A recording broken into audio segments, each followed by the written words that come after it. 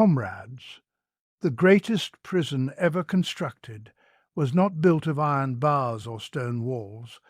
It was built of habits. It is the quiet rhythm of alarm clocks before dawn, the silent obedience of crowded trains, the mechanical repetition of labor, the exhausted return home, and the fleeting illusion of rest before it begins again. You call this normal life. I call it the architecture of submission. The ruling class has accomplished what no tyrant of the past could achieve. They have made exploitation feel ordinary.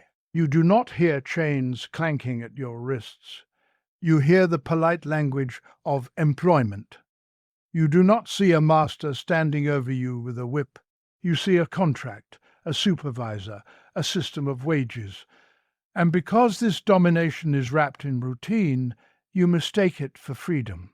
This is the genius of capitalism.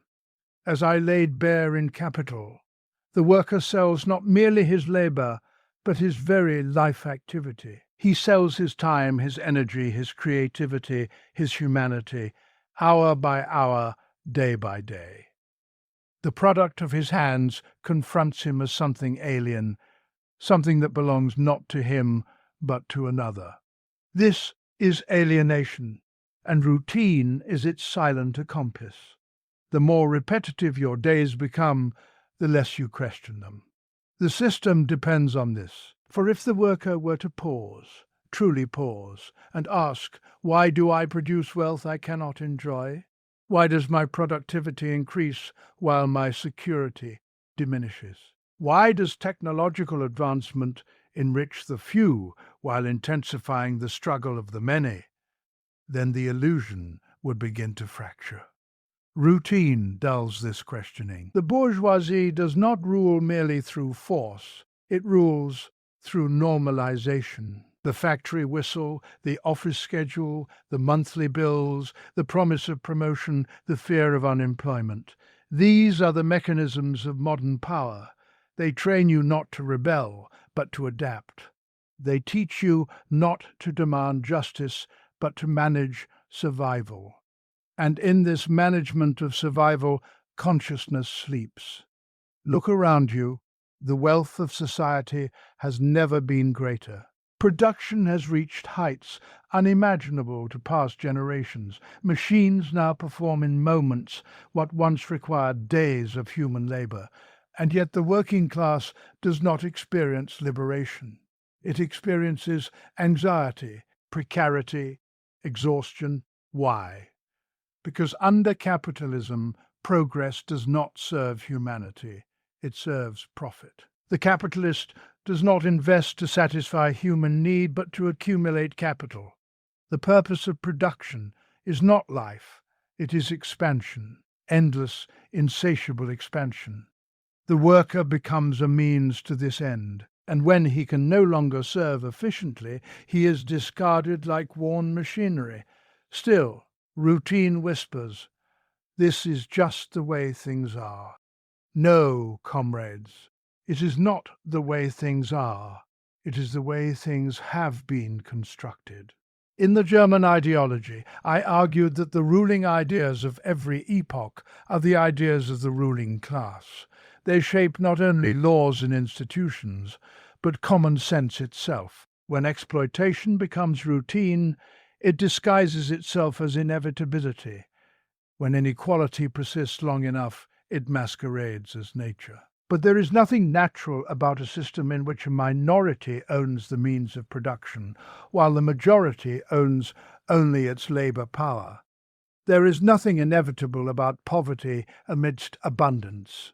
There is nothing eternal about a structure that thrives on crisis. Capitalism depends on your unconscious participation. It depends on your belief that you are alone in your struggle, that your exhaustion is personal failure, that your debt is individual mismanagement, that your insecurity is your own burden to carry.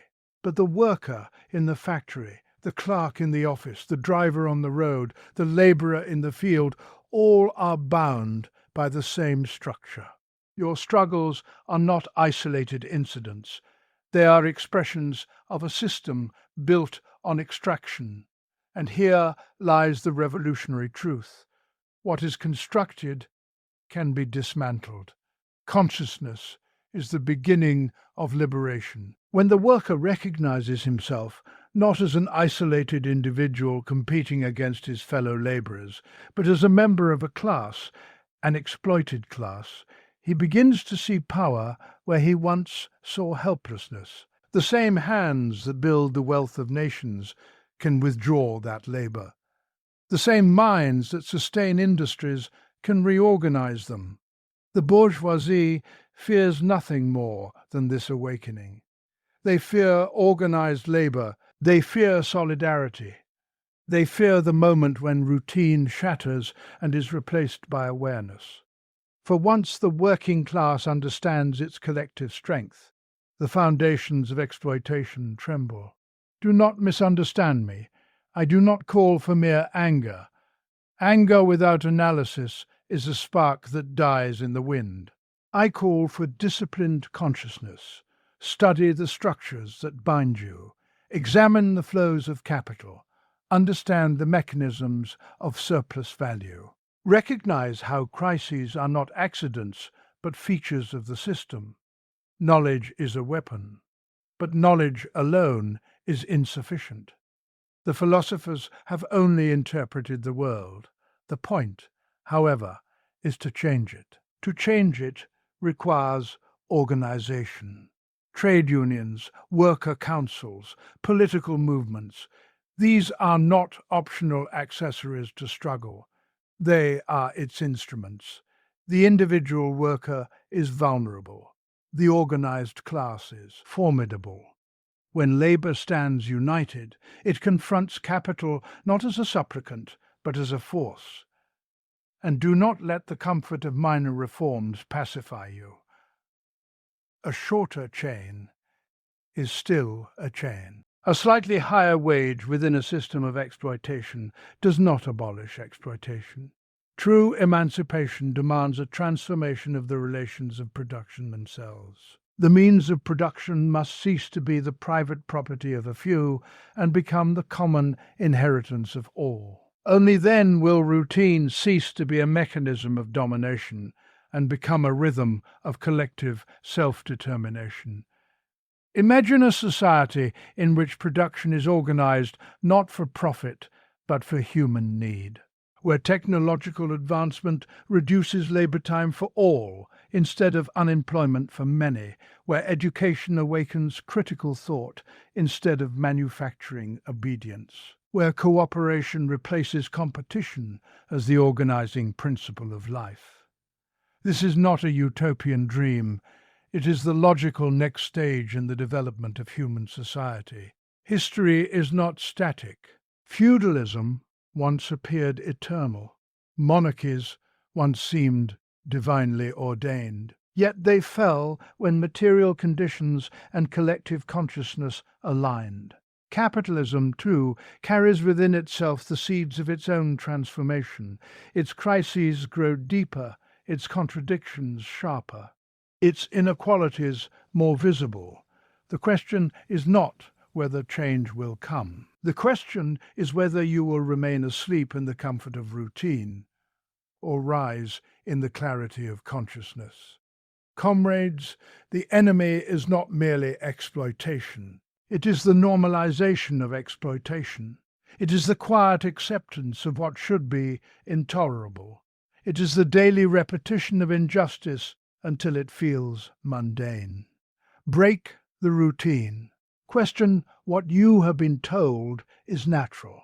Refuse to see your fellow worker as competitor. Organize, educate, agitate. For the comfort of routine is the enemy of consciousness, and consciousness is the first step toward revolution. Workers of the world, awaken. Routine is not innocent.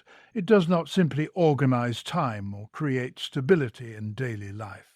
It performs an ideological function. When exploitation becomes routine, it ceases to appear as exploitation at all. It is absorbed into the texture of everyday existence. disguised as necessity, responsibility, or ambition. The worker rises before the sun, sells his labor for wages that barely sustain him, returns home exhausted, and repeats the cycle with such regularity that the repetition itself becomes proof in his mind that this arrangement is natural.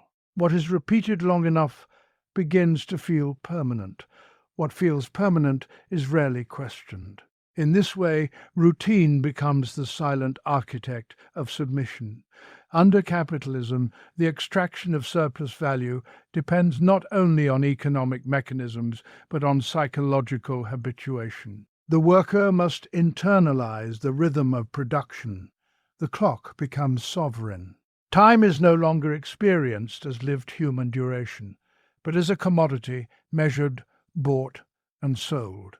Each hour has a price. Each minute must justify itself through productivity. The worker does not merely obey this structure, he begins to think within it. His aspirations, anxieties, and sense of self-worth become calibrated to performance metrics and wage scales. Exploitation, once external, becomes embedded in consciousness itself. The genius of this system lies in its ability to make domination appear voluntary. There are no visible chains, no overseer with a whip, no explicit declaration of subjugation. There is instead a contract, a schedule, a performance review. The worker signs his name and calls it freedom. Yet, what is this freedom if survival depends upon the continuous sale of one's labor power?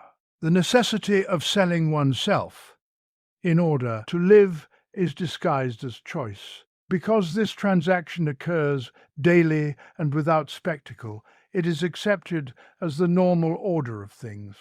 Routine erases the shock that injustice might otherwise provoke. Critical consciousness requires interruption. It requires distance from the automatic patterns of life. But capitalism is structured to eliminate such distance. The working day is long.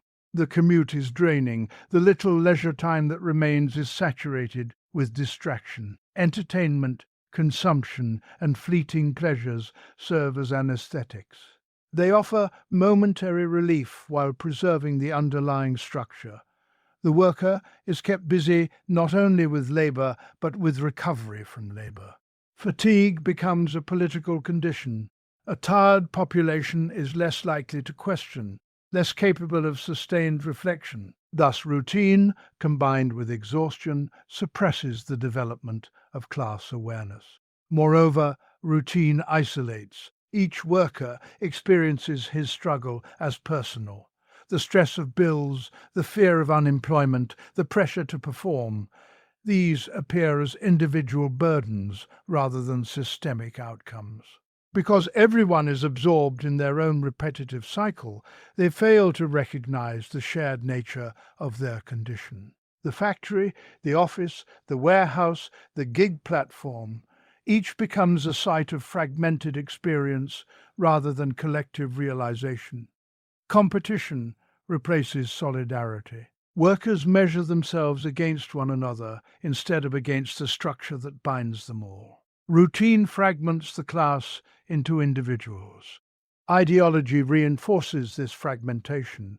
The ruling class promotes narratives of meritocracy and self-improvement. If you suffer, it is because you have not optimized yourself sufficiently. If you succeed, it is proof of personal virtue. These stories circulate through schools, media, and corporate culture until they become common sense. Routine gives them credibility. The daily grind is interpreted not as extraction, but as opportunity. The promise of promotion or advancement functions as a horizon that keeps dissatisfaction in check. Even when mobility is statistically rare, its possibility sustains compliance. Hope is privatized and turned into a motivational tool. The repetition of economic crisis further demonstrates how routine dulls consciousness. Recessions, layoffs, inflation, and instability recur with predictable regularity. yet each is treated as an unfortunate anomaly rather than a structural feature. Workers adjust, adapt, tighten their belts, and continue. The system falters, but routine absorbs the shock. The very capacity of capitalism to generate instability is normalized. People learn to live in precarity as if it were, whether unfortunate, but beyond control. The idea that the structure itself might be altered is pushed outside the boundaries of realistic thought. In this environment, questioning becomes disruptive. To ask why the means of production are privately owned, why wealth concentrates at the top, why technological progress intensifies rather than reduces labor, is to interrupt the smooth functioning of routine. Such questions threaten efficiency. They expose contradictions. They demand collective deliberation rather than individual adaptation. For this reason, critical thought is subtly discouraged. Education trains compliance more than inquiry.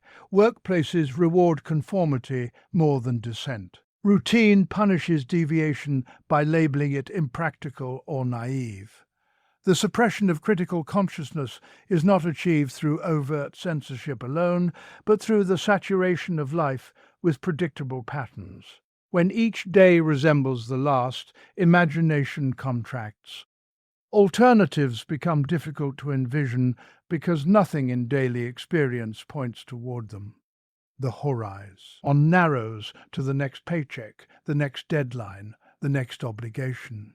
Historical awareness fades. Structural analysis seems abstract and distant compared to immediate demands. Routine confines thought to the present moment of survival, yet beneath this surface of normalization lies contradiction.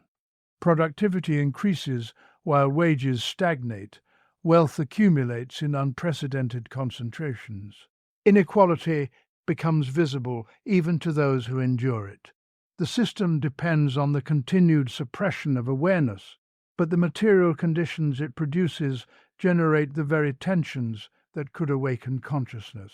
The more intense the exploitation, the more effort is required to maintain its appearance of normality. Routine must work harder to mask what becomes increasingly obvious. The daily repetition that once soothed now begins to strain under the weight of lived experience, and in that strain lies the potential for awakening. Capitalism does not merely organize production, it reorganizes the human being. It reshapes the worker's relationship to labor, to the product of that labor, to other people, and ultimately to himself. In this system, the worker is not recognized as a creative subject, but reduced to a functional component within a vast machinery of accumulation. His hands move, his mind calculates, his body endures. But the purpose of his activity is not the fulfillment of human need or personal development, it is the expansion of capital. In this transformation lies alienation, the quiet theft of human essence. Under capitalist relations of production, the worker produces objects that do not belong to him. The more he creates, the less he owns. The wealth he generates accumulates elsewhere, confronting him as an external power. The factory, the office tower, the digital platform all stand as monuments to collective labor, yet they are controlled by a minority who claim ownership by virtue of property rights rather than productive contribution. The product of the worker's effort becomes alien, something detached from his will and inaccessible to his control. It enters the market as a commodity, carrying value that he himself cannot command. This alienation extends beyond ownership. The labor process itself is fragmented and dictated by forces outside the worker's influence. Tasks are divided, simplified, timed, and monitored. Efficiency becomes the supreme principle. Creativity is narrowed to what enhances productivity. Initiative is tolerated only when it increases profit margins. The worker does not determine the purpose or pace of his work. He submits to schedules, quotas, and algorithms. Even in sectors labeled knowledge or creative, performance metrics and financial objectives govern activity. Human energy is calibrated to maximize output, not to enrich experience. In this arrangement, labor ceases to be an expression of human potential and becomes a means of survival. The worker sells his labor power because he must. Without wages, he cannot access the necessities of life. This necessity transforms freedom into compulsion. The choice to work is framed as voluntary, yet the absence of alternatives renders it coercive. The market appears as a neutral arena of exchange, but beneath this surface lies a structural imbalance. One class owns the means of production, the other owns only its capacity to labor. The transaction is unequal from the outset. Alienation deepens as social relations are mediated by commodities. Individuals encounter one another not primarily as collaborators in a shared human project, but as buyers and sellers. Value is measured in monetary terms.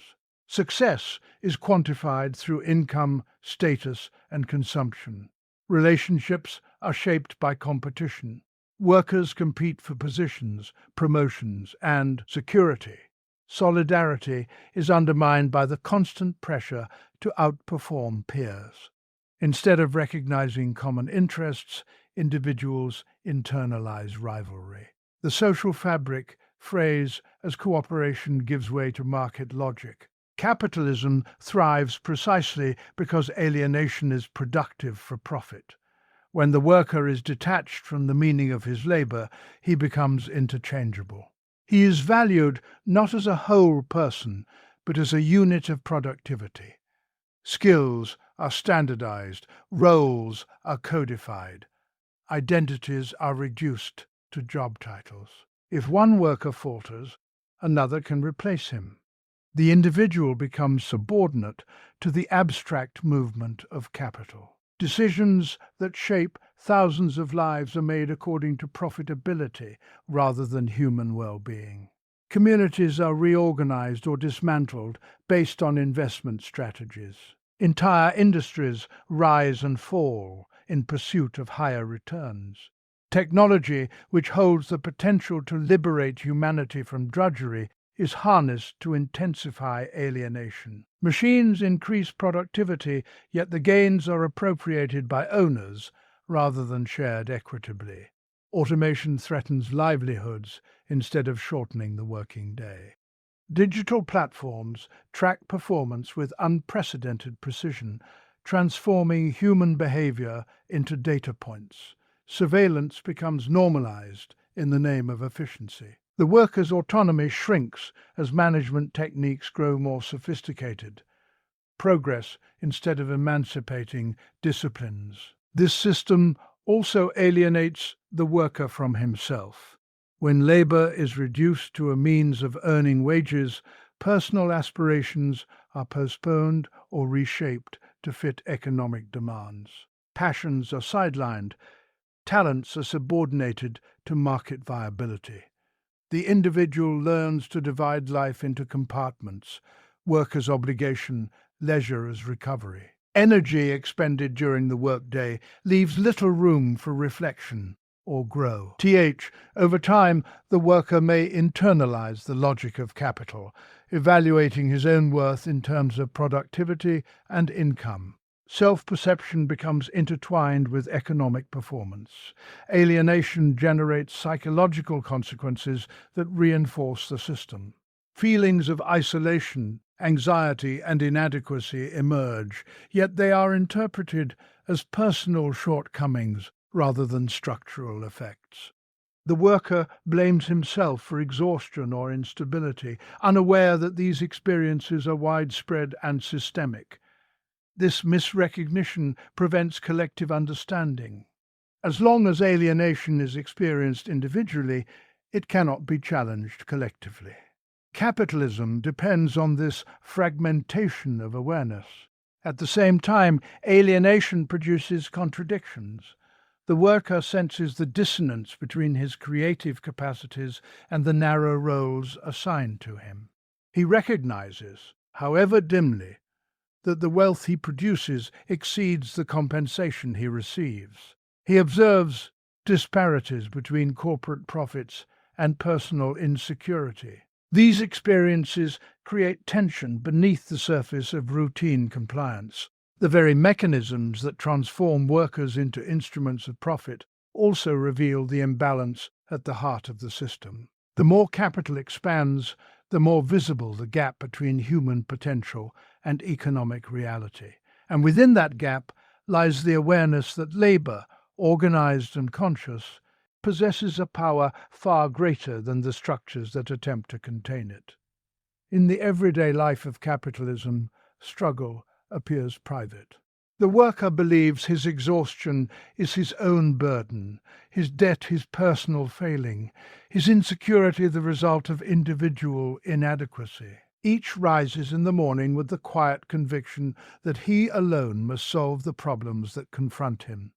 He competes for wages, for recognition, for survival, imagining that those beside him are rivals rather than allies. This isolation is not accidental. It is a condition carefully cultivated by a system that depends upon fragmentation. As long as struggle remains individualized, power remains concentrated elsewhere. Class consciousness begins as a rupture in this illusion. It is the moment when the worker recognizes that his condition is not unique, but shared. The long hours, the stagnant wages, the precarity, the alienation, these are not scattered misfortunes, but structural realities. When this recognition takes root, the narrative of personal failure gives way to an understanding of systemic design. The worker ceases to interpret his hardship as a moral deficiency and begins to see it as a social relation. In this shift from "I suffer" to "we are exploited," the foundations of collective power are laid. Under capitalism, the means of production are owned by a minority, while the majority must sell their labor power to survive. This division creates classes whose interests are fundamentally opposed. The capitalist seeks to maximize profit by extracting surplus value. The worker seeks security, dignity, and a fair share of the wealth he produces. As long as this antagonism is obscured by competition among workers, the ruling class maintains its dominance. Class consciousness strips away this obscurity. It reveals that the apparent conflict between workers is secondary to the deeper conflict between labor and capital. When workers begin to see themselves as members of a class rather than isolated individuals, their perspective transforms. The factory floor, the office building, the warehouse, the gig platform, these cease to be mere workplaces and become sites of shared experience. Conversations once confined to personal complaint evolve into collective analysis. Patterns emerge, the same managerial tactics, the same cost-cutting measures, the same pressures repeat across industries and regions. The worker realizes that his employer is not an exception, but a representative of a broader system. This recognition dissolves the boundaries that kept workers divided. Class consciousness also reshapes identity. Instead of defining oneself primarily by profession, income, or status, one identifies with a social position within the structure of production. The pride cultivated by titles and hierarchies loses its grip when seen in relation to the overarching system. A supervisor, a technician, a clerk may occupy different rungs within the workplace, yet all remain dependent on wages and vulnerable to economic forces beyond their control. The shared condition of wage labor becomes more significant than superficial distinctions. Solidarity replaces rivalry as the organizing principle of thought. This transformation has practical consequences. An isolated worker confronting injustice is easily dismissed or replaced. An organized workforce, aware of its collective strength, possesses leverage. Strikes, unions, councils, and assemblies arise not merely from anger but from consciousness. They are expressions of a newfound awareness that labor is the source of wealth. When workers withdraw their labor, production halts. When they coordinate their demands, management must respond. Power, once perceived as distant and unreachable, reveals itself as dependent on the cooperation of those it exploits. Class consciousness also alters the understanding of history.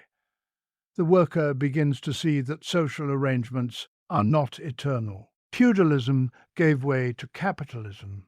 Monarchies fell before republics. Systems that once appeared immutable were transformed through collective action. The present order, too, becomes subject to change.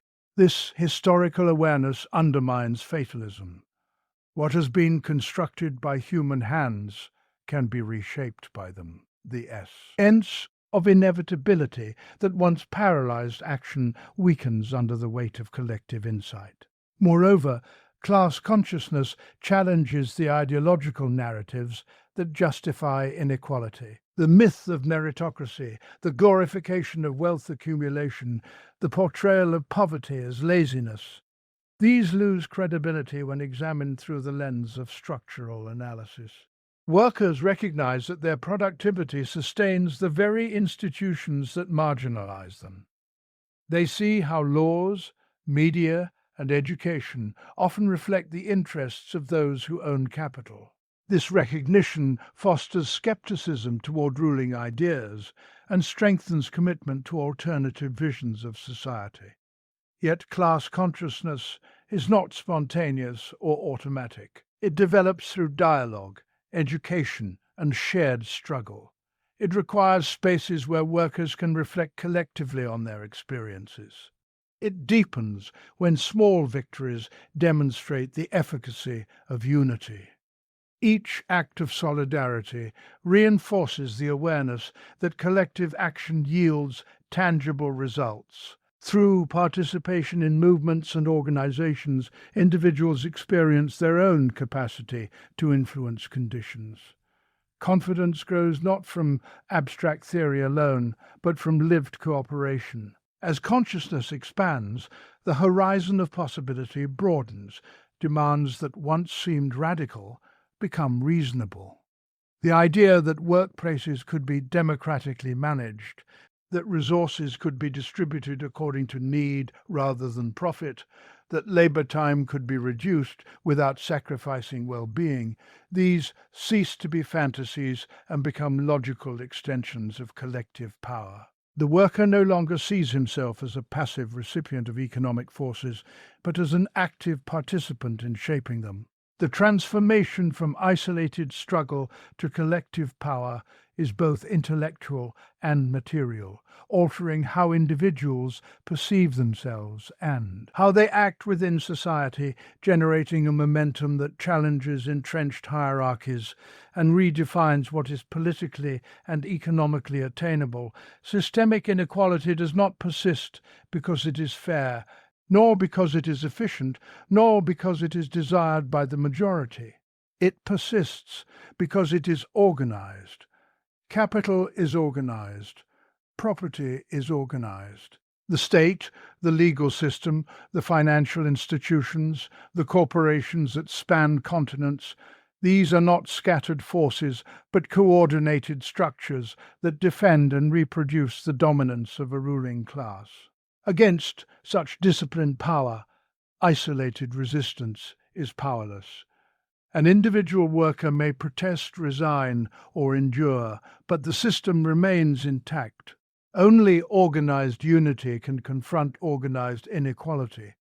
The working class holds immense potential power, yet in its unorganized state, that power lies dormant. Every factory, every office, every transportation network, every digital infrastructure depends on labor.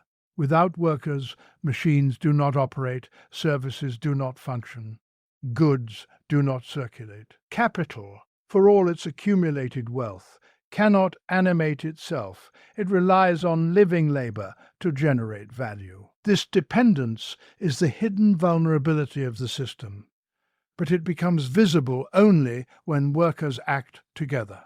Division is the primary defense of systemic inequality.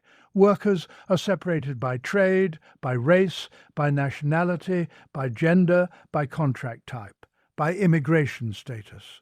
They are told their interests differ, that one group's gain is another's loss. Competition is cultivated deliberately, transforming potential allies into rivals. In such fragmentation, inequality deepens. Wages are suppressed, protections eroded, and rights curtailed because resistance is scattered. When one group protests, another is positioned to replace it. When one sector organizes, another remains precarious.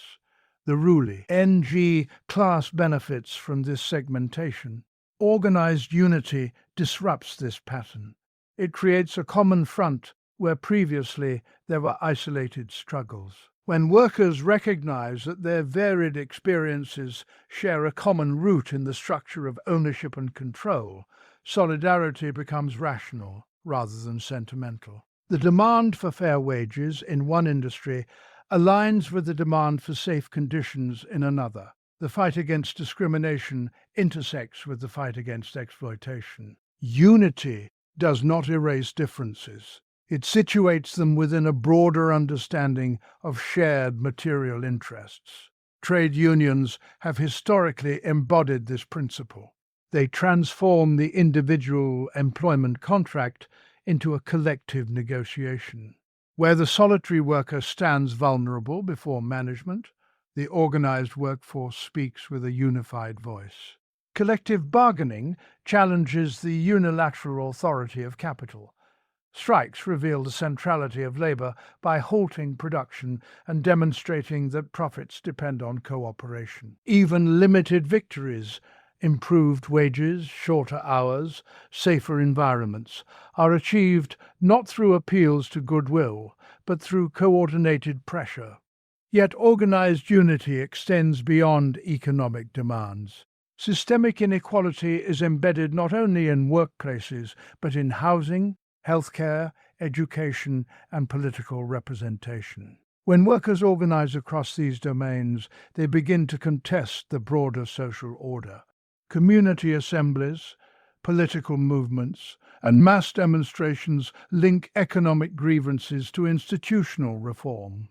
The recognition grows that inequality is reproduced through policies, laws, and financial mechanisms that privilege property over people. Unity becomes a force capable of influencing legislation, reshaping public discourse, and challenging entrenched interests. The power of organized unity lies also in its capacity to transform consciousness. Participation in collective action alters how individuals perceive themselves. The worker who once felt insignificant discovers strength in numbers. Fear diminishes when shared. Confidence emerges from coordinated effort.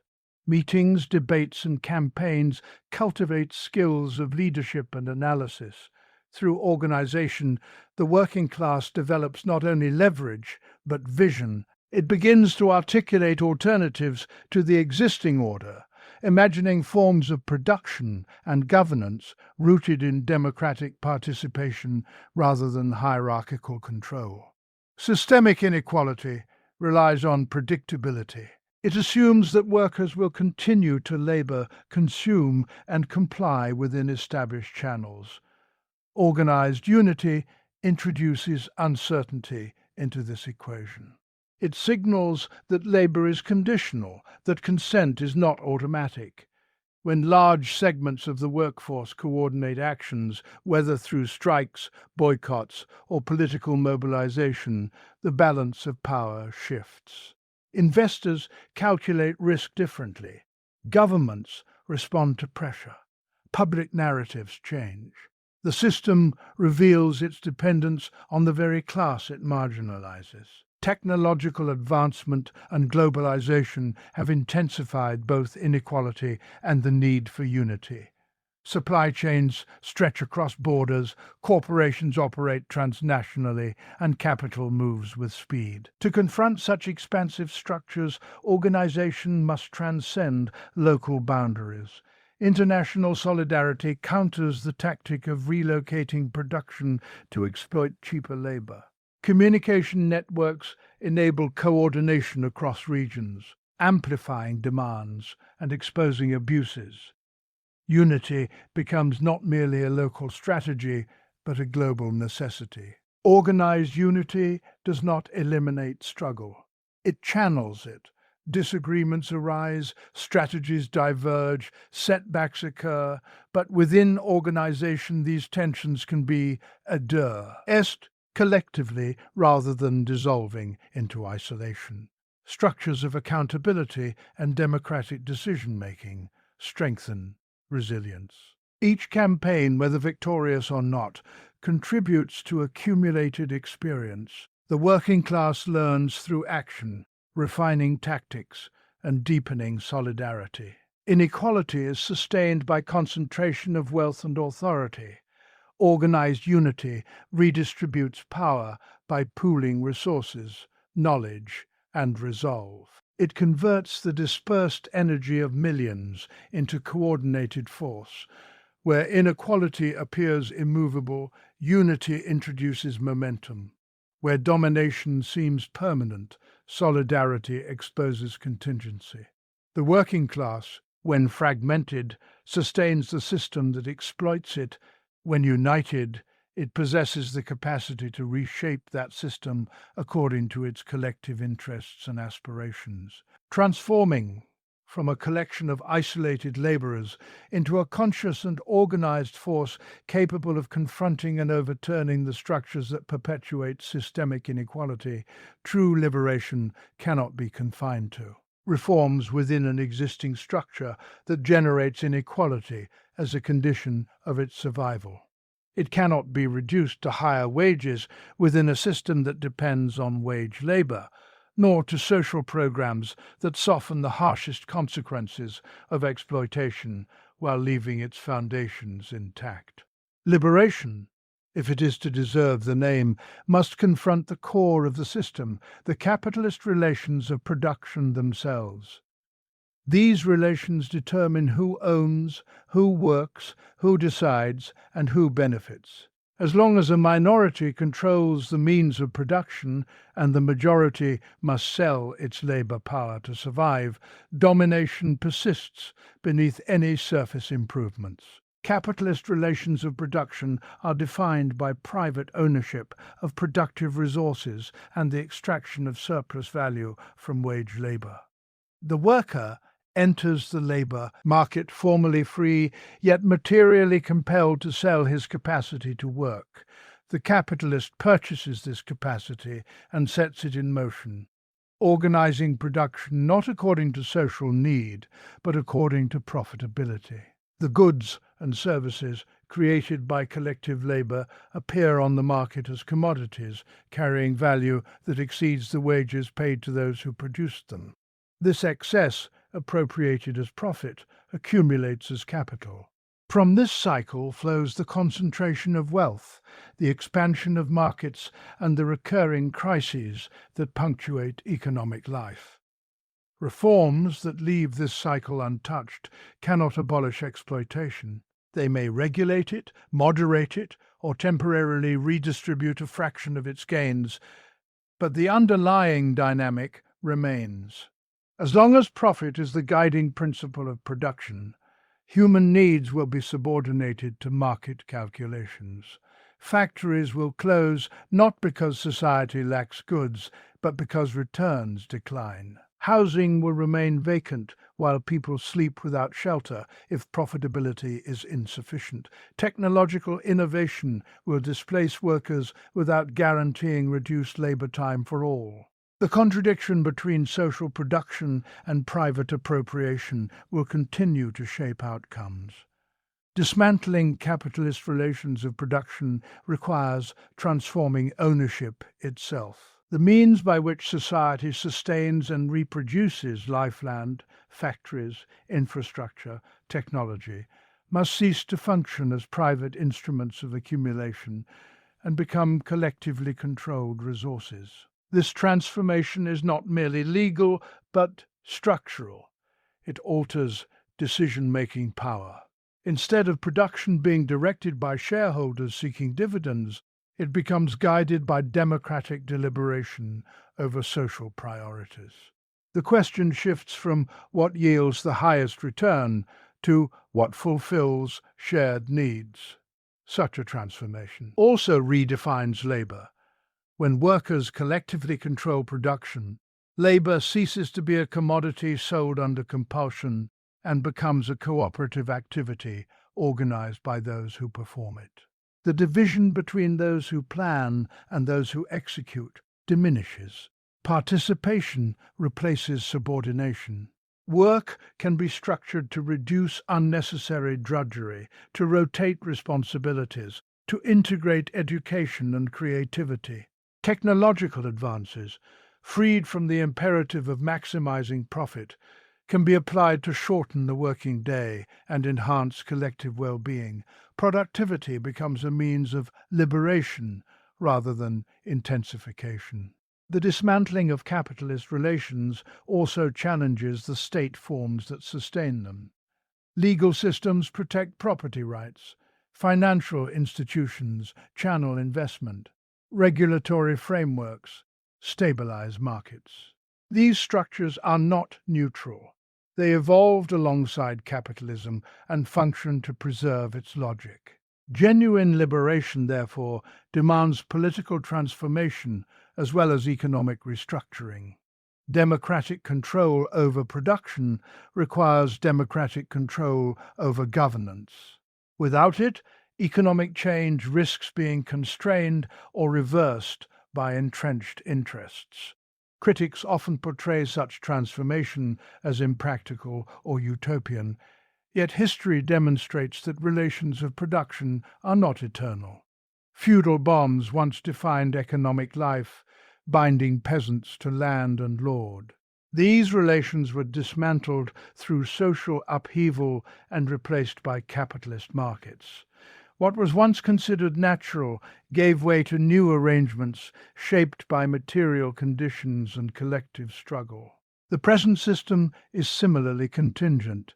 Its institutions appear permanent only because they are continuously reproduced through law, custom, and ideology.